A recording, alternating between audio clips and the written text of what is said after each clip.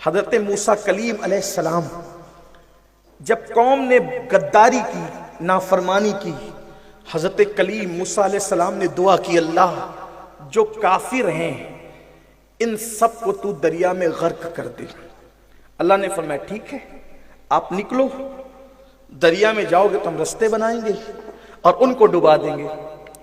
حضرت موسیٰ علیہ السلام نے ایک اپنے عصا کو دریا پہ ٹچ کیا، دریا میں رستے پیدا ہو گئے، دریا میں راستے بن گئے۔ موسیٰ علیہ السلام نے اپنی قوم سے کہا چلو، قوم نکلی۔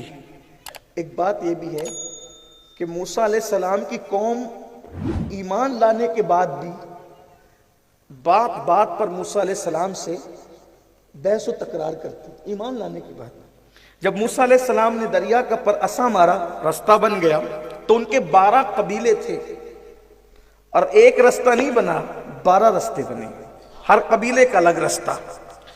وہ سب چلنے لگے تو ان کو شک ہوا کہ ہم تو جا رہے دریا میں، وہ قبیلے کا کیا؟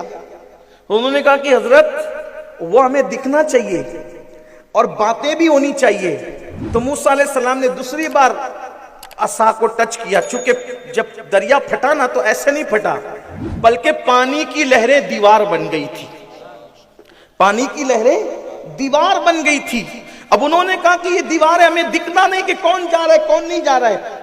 تو حضرت موسیٰ علیہ السلام نے پھر ان دیواروں پہ عصا ٹچ کیا تو پھر اس دیواروں میں، پانی کی دیواروں میں کھڑکیاں بن گئی تھی، تاکہ یہ چلتے چلتے ایک دوسرے کو دیکھے بھی، ان سے بات چیت بھی کرے۔ لیکن چلے، یہاں مجھے بات یاد آتی ہے کہ موسیٰ علیہ السلام کی قوم جب موسیٰ علیہ السلام کے کہنے پہ چلتی ہے تو پھر کہتی ہے فلاں قبیلہ کہاں، وہ ہے کہ نہیں ہے، پتہ نہیں کیا ہے۔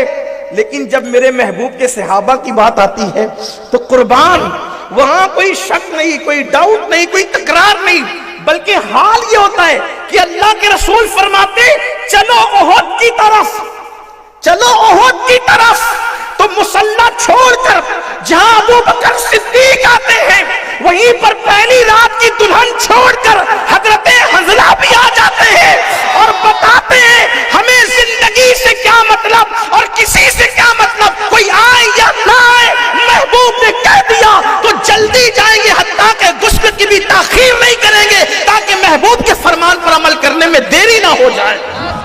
یہ نبی کے صحابہ ہیں، یہ حضور کے صحابہ ہیں۔